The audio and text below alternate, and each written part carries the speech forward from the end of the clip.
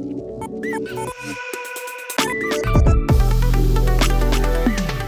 two, one. Hey Design Squad, welcome back. And in this video I'm gonna talk to you about another book on creativity.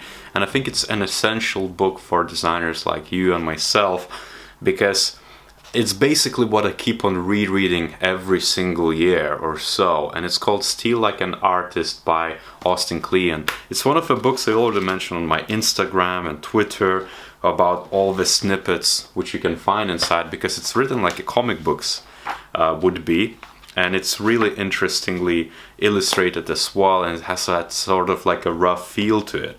And to me, Austin Kleon is basically Seth Godin of creative and design folk, because in really simple terms, he's able to explain really complex concepts, and especially when it comes to, let's say, staying creative and producing designs which are actually impactful. Now, on the back side of the book, you're going to find something like this. And as you can see, it's 10 different ways to how to stay creative. And so, what does it mean? And so the greats, let's say like Pablo Picasso once said that art is theft. Because even if we take, let's say, UX ideations and things we design and come up with, the influences are, coming from history of art, as well as heuristics, best practices, all those different things as raw input collide into new ideas and new things we come up as designers. And so everything we take from inspiration, our thoughts, which are, let's say media driven, and books we read and things we see or things we actually focus on, even if we go to a museum, is going to influence what we do. So we are in effect stealing those ideas and putting it into place. Now this book is really awesome because it gives you 10 different things of how you actually do that. And it's one thing as a designer, you should never feel bad about it. That's the most important bit, because that's just how things work.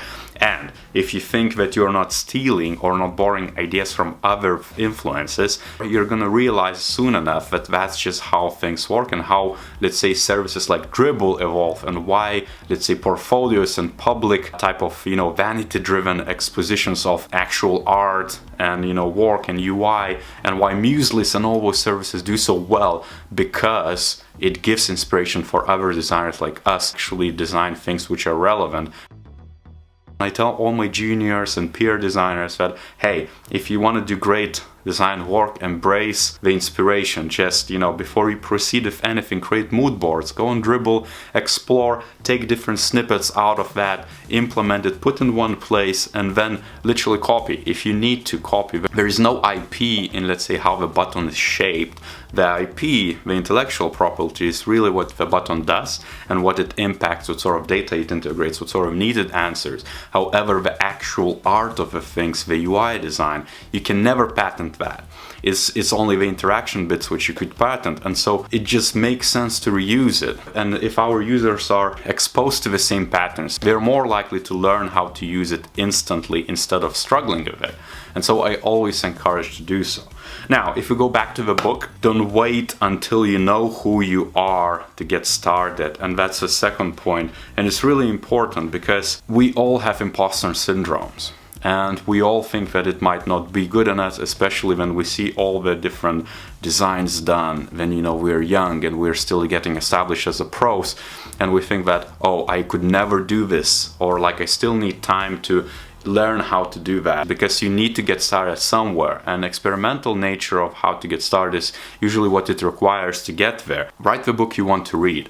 Now this is really powerful because I just created a YouTube course on Axure and how to get proficient in Axure, because there was no good enough course which would take absolute noobs and make them into masters when it comes to UX prototyping and design of Axure. And so I just was like, well, I would want that, so I'm just gonna create it. So you have to choose yourself to do so. Side projects and hobbies are important, which is a no-brainer, because that's how, majority of entrepreneurship and disruptive type of things happen, because people they answer their own needs, they answer it in their free time and make a solution which actually sticks. And I always encourage my junior and peer designers to try to get influences from all those different sources, steal from it, apply to actual daily job, and see what happens. And what's gonna happen is that you're gonna become a designer who's always trusted, to have this sharp, eager eagle eye when it comes to picking the right patterns and coming up with innovative ways. Now, you know, other points in the book is like, let's say that the key secret to doing the good work is sharing it with other people. I can't agree more, because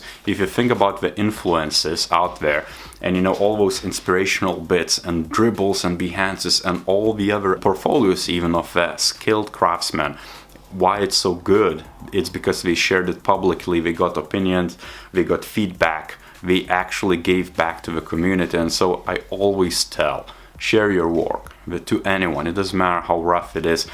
You should share it alongside. You should show how the sausage is made as well. So take photos, publish different snippets from your work so that you can get feedback, and also showcase that you're actually a designer instead of someone who just, you know, goes into the basement, locks himself in, and then after a few months they just show up and they have the most amazing design nobody cares about.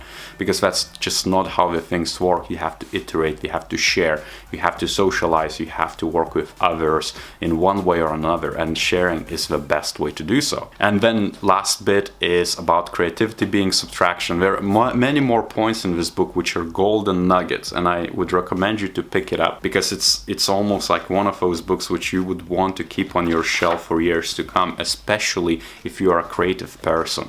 Now, what makes the artists or designers, UX or product designers, great is that we have a plethora of different knowledge, of different examples, of different things they could be doing.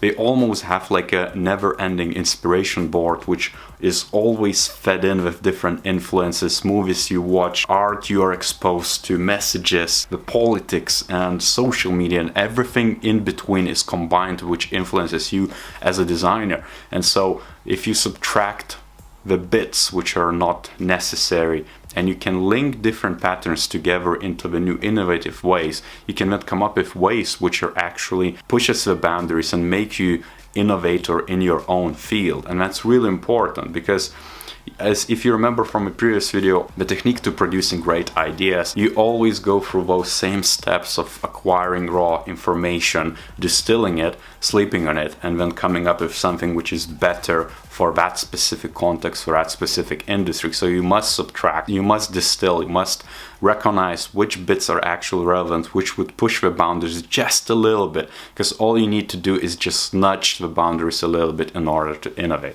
And so pick this book up, highly recommend it, as well as other Austin Kleon's books. That's why I'm reviewing it. If you're gonna read one book this year, this should be it.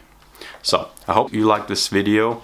As per usual, give a like, subscribe to this channel, leave a comment down below what you think about it, and I'll see you next time.